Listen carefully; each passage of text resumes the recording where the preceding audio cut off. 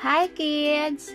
Our lesson for today is all about the changes in the properties of the materials when mixed with other materials. Before we go to our topic for today, let's have a review. When you were in grade 3, you were most familiar with the three states of matter, which is solid, liquid, and gas. As we know, the matter is anything that has mass and occupies space. The three phases of matter are solid, liquid, and gas. So what are the difference between the three? Solids have definite shape and volume, while liquids do not have definite shape but have a definite volume, and gases do not have definite shape and do not have also a volume. So ayun po yung pinagkaiba ng solid, liquid, and gas. So let's go to our topic for today. Kung ano-ano yung mga nagbabago sa properties of the materials kapag pinagsama-sama natin ang isang bagay sa iba pang bagay. Mixture, it is when two or more materials are combined. So, ang mixture daw po, ito po yung kapag nagsama tayo ng dalawa o higit pang bagay, kapag pinaghalo-halo natin sila, ang tawag doon ay mixture. So, we have two types of mixture. A heterogeneous mixture and a homogeneous mixture. So, ano pong pinagkaiba lang dalawa? A heterogeneous mixture is a combined mixture that could be easily identified. Ibig sabihin, kapag heterogeneous mixture, ang bagay na pinag-combine natin or pinaghalo-halo, ibig sabihin, sila ay kaya nating makita agad. Malalaman agad natin kung ano yung pinaghalo-halo nating bagay. Ang homogeneous mixture naman is a combined mixture that could be hardly identified. So, mahirap na natin malaman kung ano yung pinag-combine natin kasi nag-combine sila ng maayos. Hindi na natin makita yung possible na hindi na natin makita yung isang bagay at yung makita na lang natin ay isang material. So, una nating ipag-combine yung solid to solid material. So, what happened to the solid materials when mixed with other solid materials? So, when solid materials mix, the properties of each solid material in the mixture do not change. So, kahit ipag-mix natin daw si solid materials to other solid material, hindi magbabago yung properties niya. Same pa din siya. But some solids are easy to identify while others do not. So, sabi po dito, merong mga solid materials kapag pinag-combine natin ay mabilis nating malalaman kung ano yung pinaghalo natin. Pero meron din namang materials na hindi naman natin malalaman agad kung ano yung pinag-combine natin. Ano naman mangyayari kapag liquid to liquid naman ang ating pinag-combine? So, liquid materials can be mixed with other liquid materials. So, pwede rin pala silang ipag-combine yung liquid to liquid materials. Some of them can be completely mixed with the other liquids and some don't. So, kapag may minix tayong liquid materials to liquid material, pwede silang mag-mix ng maayos. Meron din namang mga liquid materials na ayaw nilang mag-mix dahil magkaiba sila ng properties. Pag magkaiba sila ng properties, they form two layers kasi hindi sila nag-mix. So, mamaya may papakita ako sa inyong example para malaman nyo yon. Ano naman nangyayari kapag ang solid materials ay minix natin with the liquid materials? Solid materials can be mixed or combined with the liquid materials. They can also mix. They can completely dissolve, but others don't. So, kapag may solid materials tayo na pinagmix natin kay liquid material, pwede siyang matunaw or madidissolve siya. Pero, meron din naman tayong mga solid material na pag pinag-combine natin or minix natin kay liquid material, ay hindi siya madidissolve. Ano nangyayari sa kanya? Some settled at the bottom. Kapag hindi sila natunaw, may pumupunta sa ilalim ng liquid material. So, pumupunta lang sila sa ilalim kasi mabigat sila. Others are spread out evenly in the liquid materials. When mixed with the liquid, some change in size, shape, and colors, but some don't. So, kapag meron daw tayong solid material na minix sa liquid material, possible na ang liquid material ay nag-change yung size niya, nag-change yung shape, at saka yung color niya. Pero, meron din namang hindi naman nagbabago kahit i-mix natin or lagyan natin ng solid material. So, papakita ko rin sa inyo ang example nito. Lagi nating tatandaan na yung properties of the materials have a big contribution in mixing solid to solid, solid to liquid, and liquid to liquid materials. So, mahalaga yung property ng isang material para makapag-mix sila ng maayos.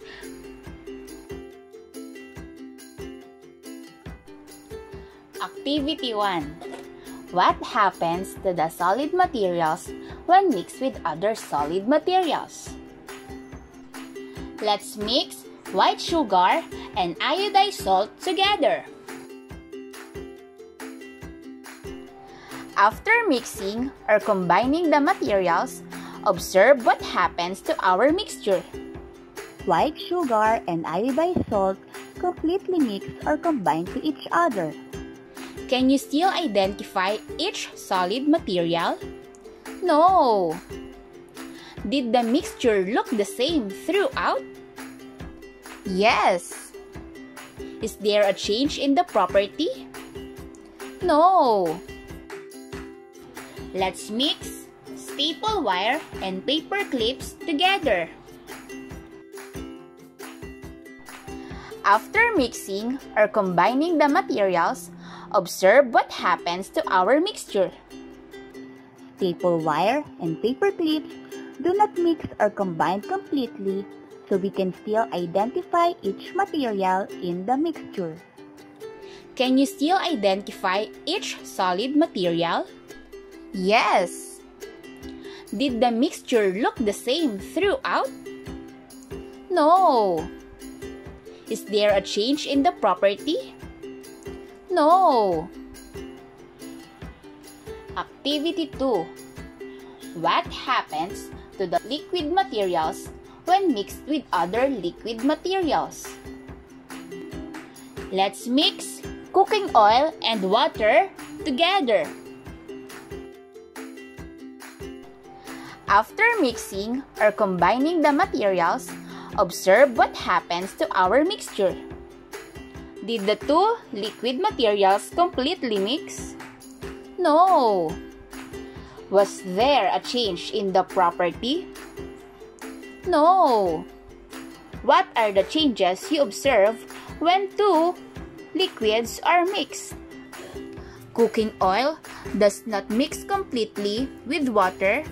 They form two layers. Let's mix fish sauce and vinegar together. After mixing or combining the materials, observe what happens to our mixture. Did the two liquid materials completely mix? Yes. Was there a change in the property? Yes. What are the changes you observe when two liquids are mixed? Fish sauce and vinegar completely mixed together.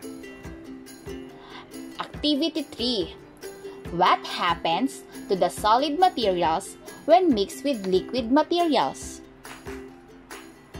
Let's mix sand and water together.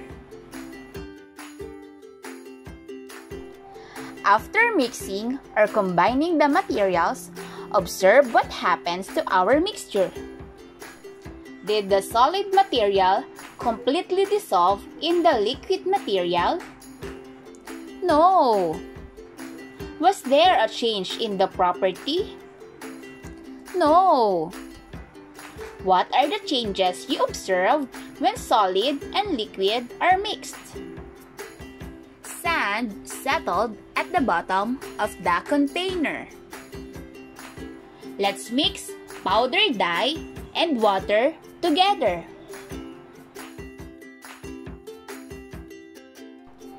After mixing or combining the materials, observe what happens to our mixture.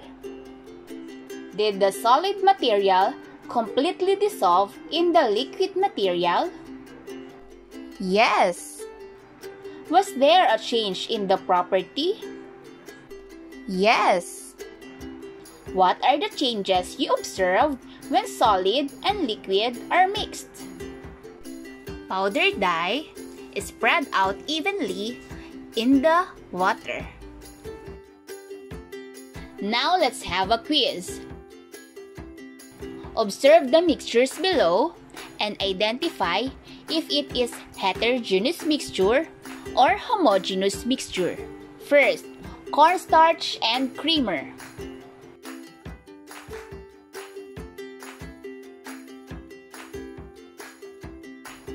Rice grain and sand.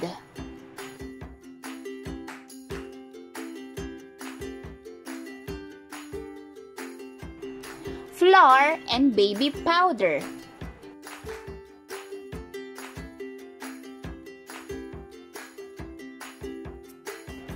Powder detergent and rock salt.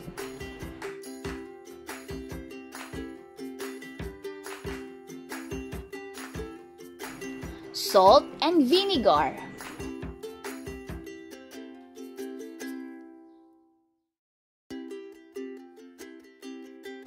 Flour and cooking oil.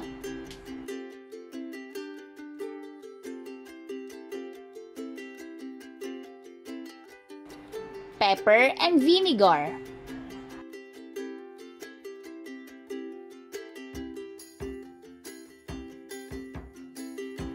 Vetchin and vinegar.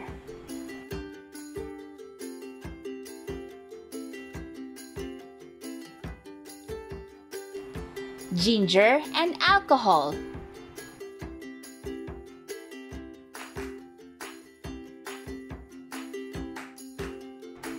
Laurel leaf and oil.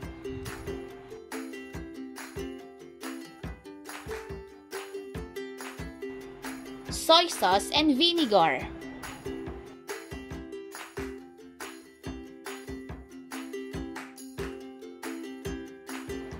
Alcohol and water.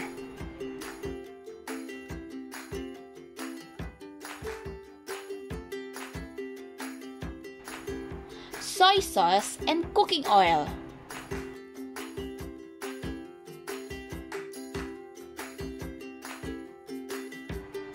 And soft drinks and water.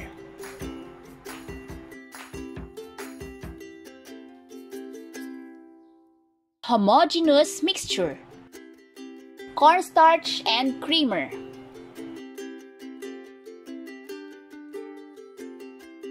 White sugar and iodized salt. Flour and baby powder.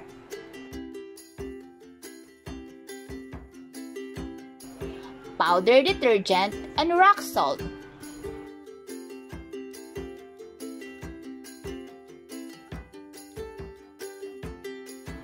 Salt and vinegar. Flour and cooking oil. Vetchin and vinegar.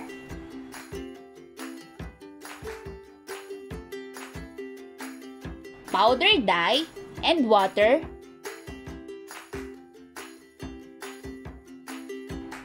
Soy sauce and vinegar. alcohol and water.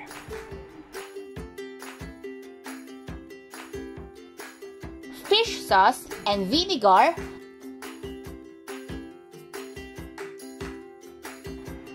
and soft drinks and water.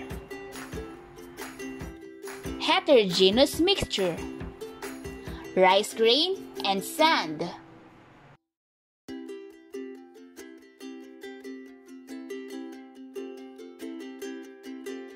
Staple wire and paper clips,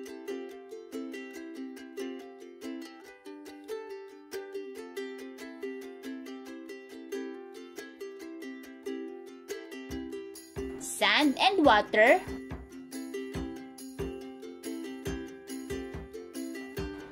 pepper and vinegar,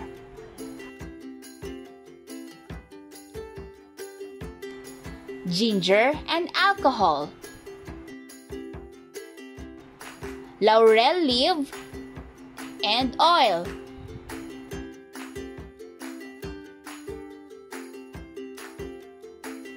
cooking oil and water,